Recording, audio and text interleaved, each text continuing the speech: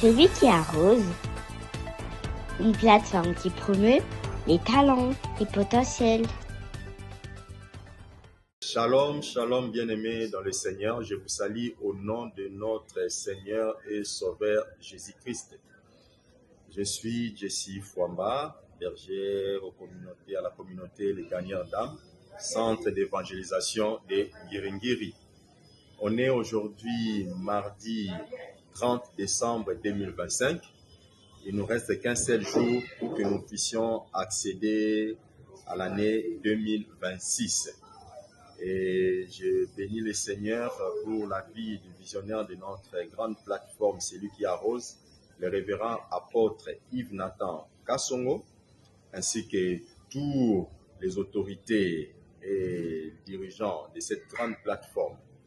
Et je profite de l'occasion pour bénir aussi Dieu pour la vie de mon père, le révérend Zachary Sevekese, que Dieu vous bénisse aussi. Bien-aimés, en ces temps de fin de l'année, je voulais que nous puissions partager sur un thème intitulé « Le mystère des actions de grâce », dans lequel nous verrons un sous-thème « L'impact des actions de grâce ». Sans plus tarder, nous allons lire la parole de Dieu dans le livre de Philippiens, chapitre 4, le verset 6. La parole de Dieu nous dit ceci, Philippiens chapitre 4, le verset 6. Nous lisons au nom du Seigneur Jésus-Christ.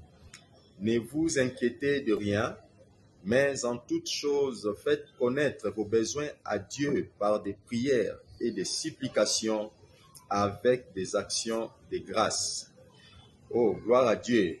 Bien-aimés dans le Seigneur, Paul ne dit pas seulement de prier, il ne dit pas seulement de supplier, mais il ajoute avec des actions de grâce. Autrement dit, une prière sans action de grâce est une prière incomplète. L'action de grâce n'est pas une option, bien-aimée dans le Seigneur. C'est une clé spirituelle, une porte d'accès à l'intervention de Dieu.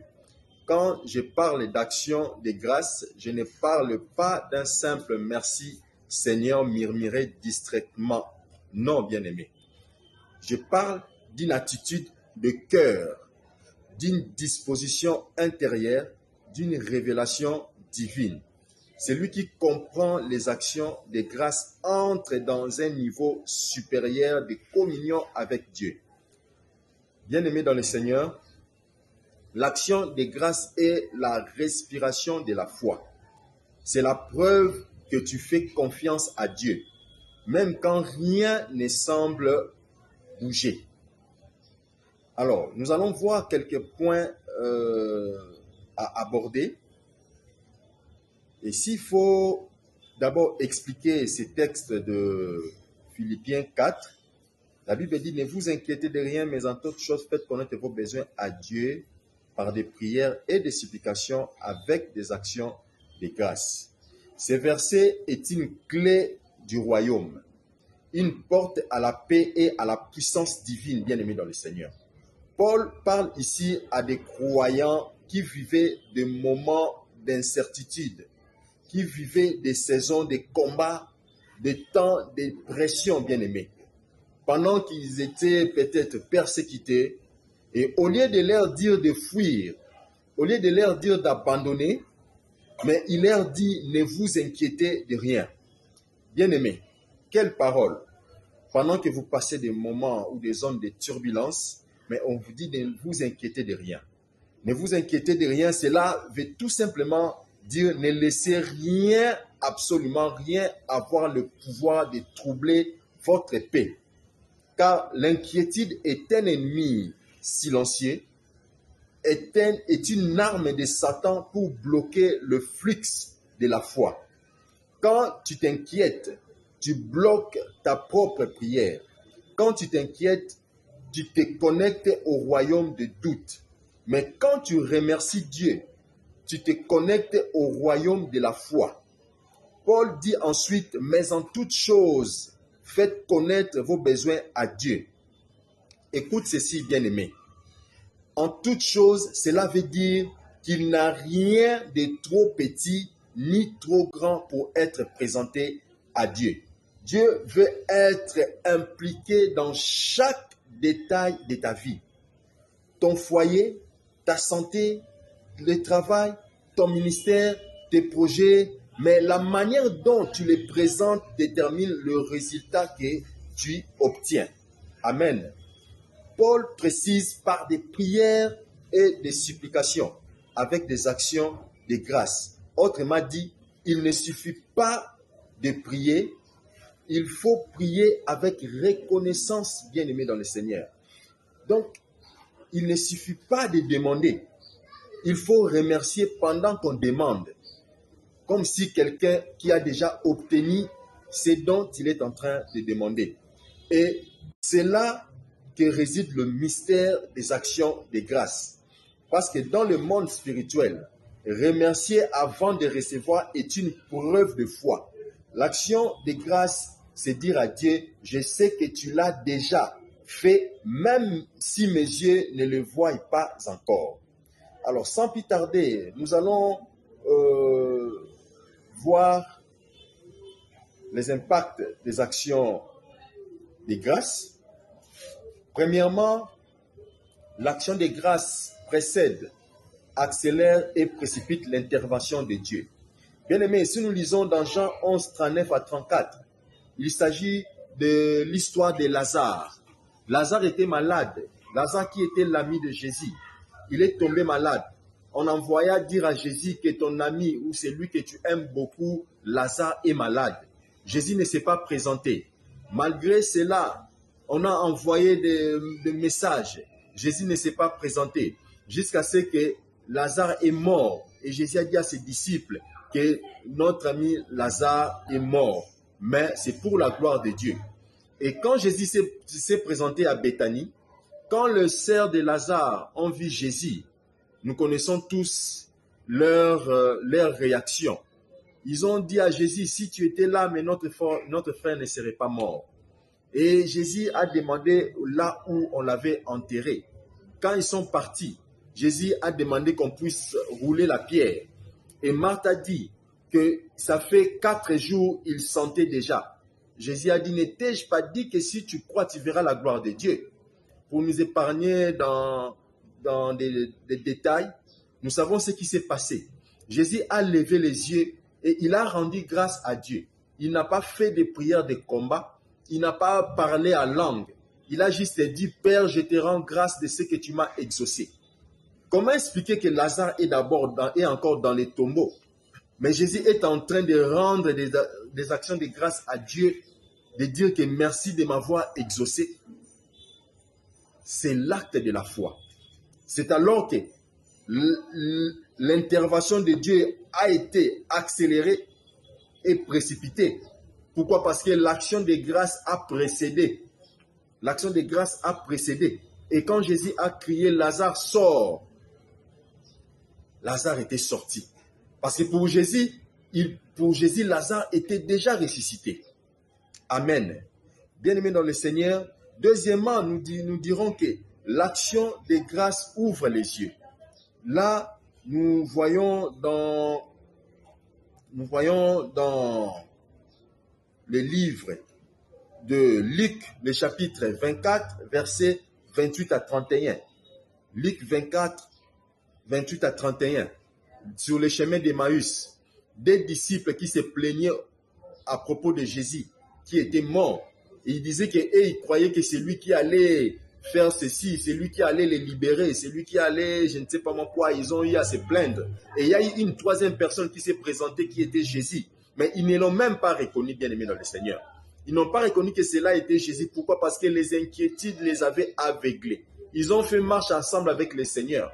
Quelquefois, la solution est à nos côtés, par manque d'action de grâce. Parce que pour moi, la manque d'action de grâce, selon la Bible, ce n'est même pas pour moi, c'est aussi manquer la foi. Ils ont été aveuglés. Mais quand ils sont entrés dans la maison, ils étaient assis. Et Jésus-Christ a rendu grâce avant de manger. Il a rompu les pains. C'est alors que leurs yeux s'est ouverts. Bien-aimés, je vous dirais que l'action de grâce ouvre les yeux. Même là où nous ne voyons pas bien. Même là où nous ne comprenons pas. Même là où on ne voit rien. Rendons grâce à Dieu parce que Dieu va ouvrir les yeux et nous allons voir. Et non seulement pour nous-mêmes, même ceux qui ne nous reconnaissent plus, même ceux qui ne nous voient plus. Là où tu es, bien-aimé, tu n'es plus reconnu. Là où tu es, on ne te voit plus. Là où tu es, les gens t'ont oublié, quel que soit sur n'importe quel problème. Même si ceux qui doivent payer tes dettes t'ont oublié. Mais moi, je vous dirais que l'action de grâce ouvre les yeux. Il te suffit de rendre grâce à Dieu. Il te suffit de rendre des actions de grâce à Dieu. Il te suffit d'être reconnaissant à Dieu. Il est le maître des temps et des circonstances. Il te suffit de dire merci à Dieu pour tout ce qui se passe. Pour la circonstance, bien-aimé, Dieu va t'ouvrir les yeux pour voir des zones d'ombre et pour que même ceux qui t'ont oublié, ceux qui ne te voient plus, puissent te voir. Voilà, bien-aimé dans le Seigneur, l'action de grâce ouvre les yeux. Et je dirais encore, troisièmement, l'action de grâce provoque la multiplication. Matthieu 14, 15 à 19. Jésus a prêché et il faisait soir. Il y avait 5000 hommes sans compter les femmes et les enfants. Il fallait nourrir toutes ces personnes. Et alors, les disciples se sont plaints auprès de Jésus afin de renvoyer la foule. Jésus a dit, nourrissez-les vous-même. Et ils ont dit qu'on n'a que quelques poissons ici et le pain. Il n'y en avait que 3 et 5. Mais qu'est-ce que Jésus a fait? Il a rendu grâce à Dieu.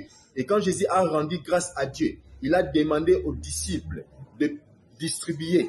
Et je vous dis que cela a nourri 5000 hommes sans compter les femmes et les enfants.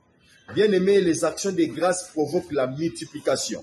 Je vous dirais que même si tu vois que tu as le peu, avec quoi tu veux faire une affaire, bien-aimé dans le Seigneur, prends cela. Toi, tu dois faire une affaire qui te demande 500 $ par exemple, 5000 $. Et toi, en main, tu n'as que 100 $, tu n'as que 200 $. Prends cet argent, transforme-le en sacrifice d'action de grâce, bien-aimé. Et je dis que Dieu va provoquer des miracles. Et cela va provoquer la multiplication. Parce que l'action de grâce provoque la multiplication. Et pour tendre à la fin, je dirais que quatrièmement, l'action de grâce provoque l'abondance et produit la provision. Toujours dans Matthieu 14, maintenant au verset 20 et 21. 5000 hommes sans compter les femmes et les enfants ont été nourris. Non seulement ils étaient nourris, il y avait de l'abondance. Non seulement il y avait de l'abondance, mais il y avait la provision. Pourquoi? Parce qu'il y a eu encore 12 paniers qui étaient restés. Les 12 paniers, on pouvait encore manger demain, bien aimé dans le Seigneur. Et quand on dit 12 paniers, ce ne sont pas des petits paniers.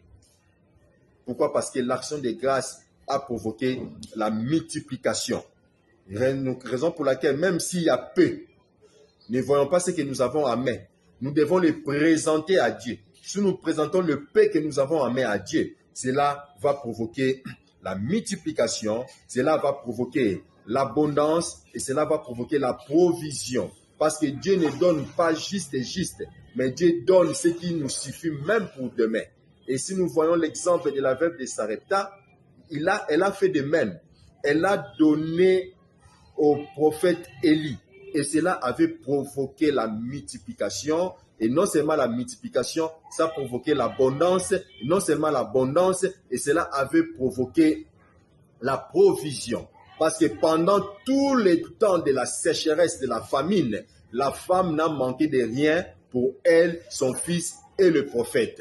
Bien-aimé, et je dirais encore que l'action de grâce, quand nous rendons des actions de grâce à Dieu, cela laisse aussi des traces éternelles. Je prends dans Marc 14, 3 à 9, la femme qui a cassé le parfum pour remercier Jésus pour le pardon de ses péchés. Bien-aimé, cela a laissé une trace éternelle. Parce que Jésus avait dit que des générations, là où l'évangile sera prêché, on parlera de cette femme. Bien-aimé, c'est pareil aussi avec nous. Remercions Dieu, soyez reconnaissants envers Dieu, et cela va laisser des traces éternelles. Et moi, je dirais que l'action de grâce, pour finir, le dernier point, qui est le point le point E. Le point G, le point E, l'action de grâce rend la guérison ou le salut effective et durable. Bien-aimé, la veuve de Sarepta avait perdu son fils, mais le prophète avait rappelé à Dieu ce que cette femme avait fait. Rien qu'à cause de ces rappels, bien-aimé, l'action de grâce s'était transformée en mémorial et le fils de cette veuve était ressuscité. Bien-aimé dans le Seigneur, rendons grâce à Dieu. Dieu veut que nous puissions lui rendre grâce. L'action de grâce est un acte de foi. L'action de grâce provoque des miracles. Quand l'action de grâce précède ces dons, nous avons besoin de voir. Bien-aimé, cela devient une précurseur. Cela devient une clé. C'est pour cela, bien-aimé dans le Seigneur, il nous faut toujours remercier Dieu. Il nous faut toujours être reconnaissant à Dieu. Il nous faut toujours être reconnaissant envers Dieu, rendre des actions de grâce avec Dieu. Et c'est par là que nous allons vivre des miracles. Que Dieu vous bénisse, bien-aimés. Laisse que Dieu bénisse vos activités. Que Dieu vous bénisse en cette fin de l'année et que vous ne puissiez manquer de rien. Au nom de Jésus-Christ. Amen.